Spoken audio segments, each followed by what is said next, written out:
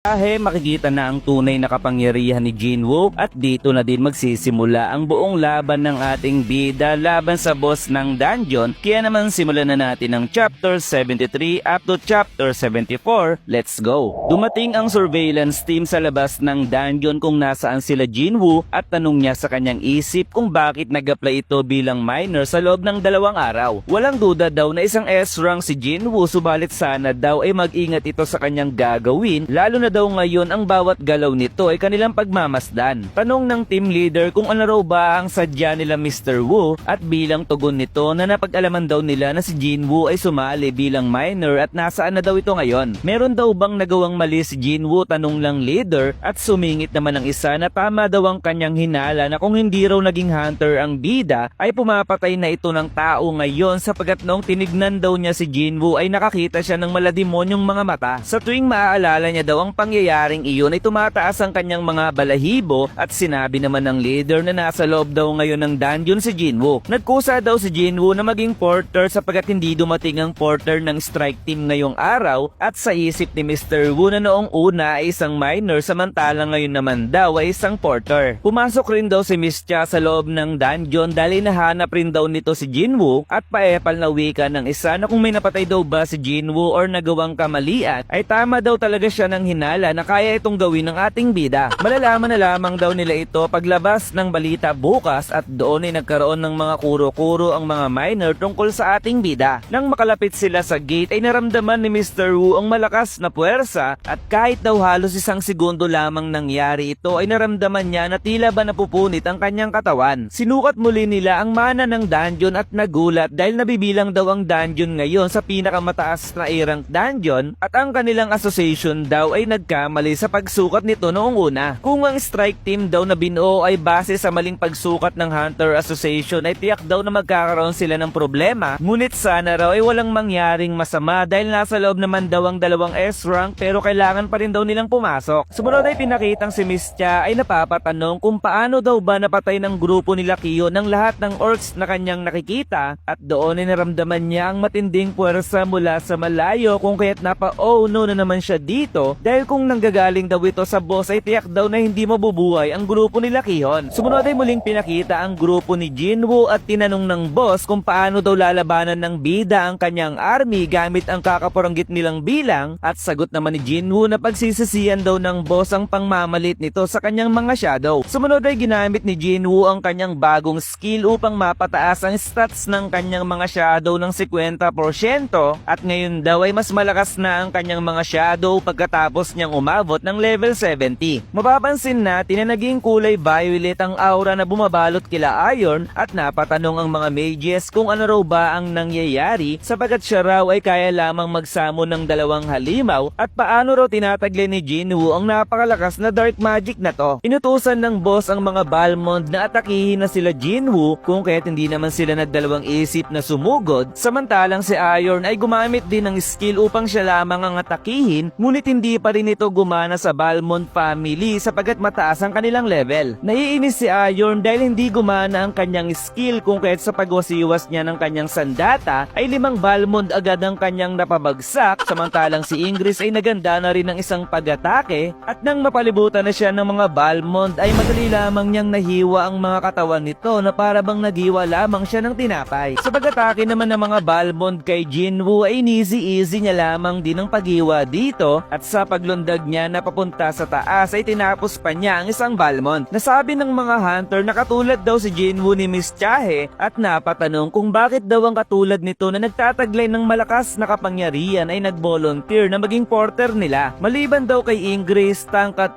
Iron ay napapabilang daw ang lahat ng kanyang mga shadow sa B-rank hunters, at napapatay daw muna ito ng 3 hanggang 4 na beses bago sila makapatay ng isang Balmond. Mas mataas daw ang bilang ng Balmond family ng 3 beses sa bilang ng kanyang mga shadow, kung kaya't kailangan niya daw bawasan ang bilang nito hanggat maaari. Subalit bigla siyang nagulat sa pagsabog na naganap sa kanyang likuran sapagkat ang kanyang mga shadow ay mabilisan na nawasak, at sinabi ng boss na sino raw ba si Jinwoo upang magmataas sa kanya ay ang mga alagad lamang daw niyang puppets ang gumagawa ng trabaho para sa kanya. Sagot ni Jinwoo na si Boss Balmond nga daw itong umaasta na akala mong mataas at mabubuhay daw ang kanyang mga shadow as long na hindi siya nauubusan ng mana. mana. Hindi na raw mahalaga kung mabuhay daw muli ang mga shadow ni Jinwoo sapagkat mauubusan naman daw ito ng mana sa katagalan ng laban. Mabilis daw mauubos ang mana ni Jinwoo dahil mabilis daw napapatay ng Balmond family ang kanyang mga shadow, subalit wika naman ng bida na mauuna daw mamatay ang boss bago ito mangyari. Gumamit muli ng barrier ang boss upang sanggahin ang pag-atake ni Jinwoo at kanyang sinabi na nagsasayang lamang daw ito ng oras at patuloy lamang mauubos ang bilang ng kanyang mga shadow. Sigurado raw ba ang boss sa kanyang sinasabi dahil meron daw siyang malalakas na kasama at wag daw alalahanin ng boss ang pagkaubos ng kanyang mana. Kung ganun daw pala ay wawasakin na lamang niyang muli ang mga shadow ni Jinwoo at doon nga ay gumamit muli ito ng apoy sa iba't ibang direksyon. Mas malakas daw ang boss kung ikukumpara kay Vulcan or kay Metus dahil kahit kayang kontrolo ni Metus ang libo-libong mga undeads ay mahina naman daw ang depensa nito, subalit si Boss Balmond ay bukod sa malakas na ang opensa nito ay matibay din ang kanyang depensa. Lamang daw ang kalaban sa bilang dahil nasa higit 100 pa ang mga ito pero wala daw siyang magagawa kundi labanan nito ng harapan, subalit dahil wala naman siya sa job quest ngayon ay naiiba daw ang kanyang sitwasyon. Maaari daw gumamit ng mana potion si Jinwoo ngayon na ang ibig sabihin ay kaya niyang mag-refill ng mana sa kahit kailan niya gustuhin at ngayon daw ay ipapakita niya kung ano ang kayang gawin ng isang necromancer at binanggit niya na ang magic word na arouse.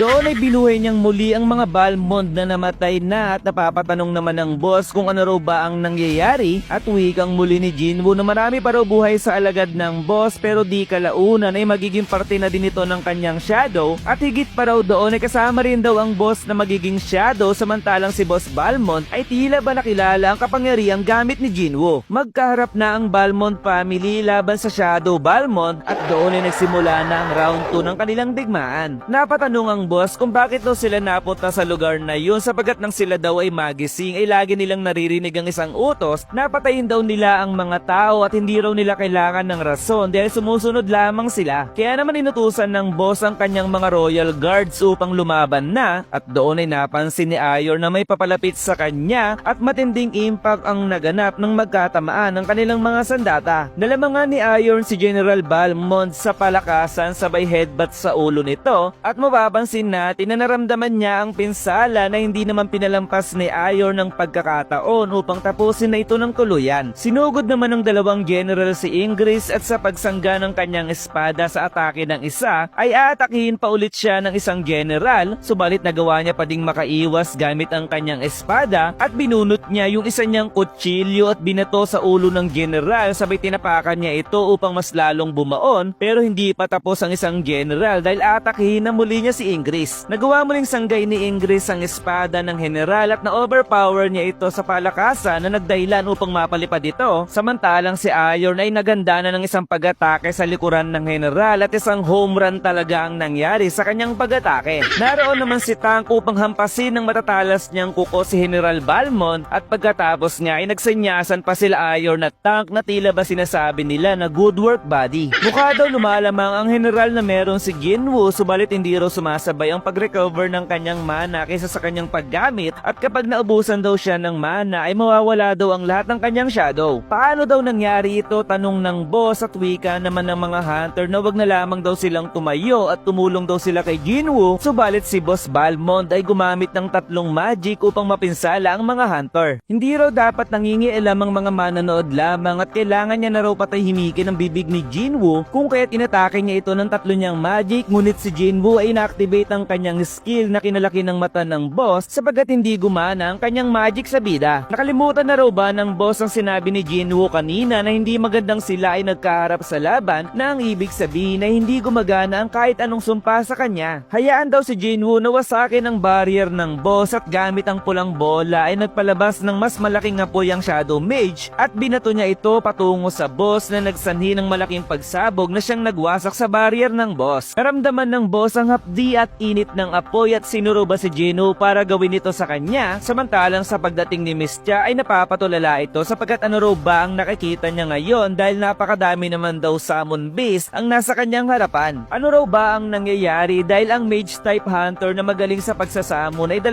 lamang ang kayang palabasin na halimaw at doon ay sinalubong naman siya ng grupo nila Kihon. Ano raw ba ang nangyayari ngayon? Tanong ni Mistya at sagot naman ng healer na kahit sila daw ay hindi alam ang nangyayari. What?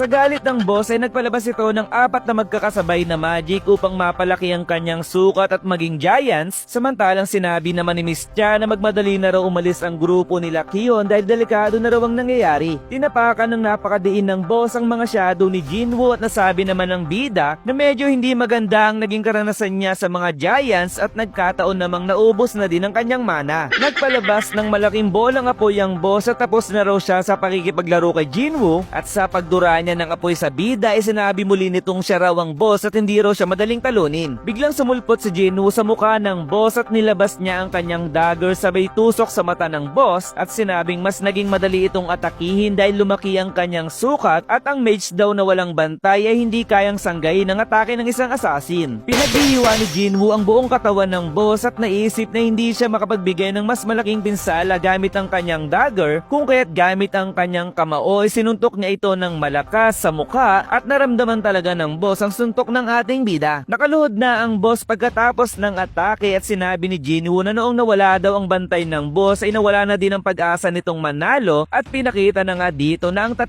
General Balmond kanina ay naging shadow na din. Hindi naman makapaniwala ang boss na nagawa ni Jinwoo na masira ang kanyang panangga kung kaya't humiyaw ito ng malakas ngunit ang mga bagong shadow ng bida ay tinusok ang katawan ng boss na nagsanhi ng kanyang kamatayan. Magagawa kayang shadow ni Jinwoo ang boss ng A-Rank Dungeon? At ano kaya ang mangyayaring ngayon na nakita na ng iba ang tunay na kapangyarihan ng ating bida? Kung kaya't mag-follow lamang sa aking page para sa mas marami pang solo leveling manhwa review at hanggang dito na lamang. Goodbye!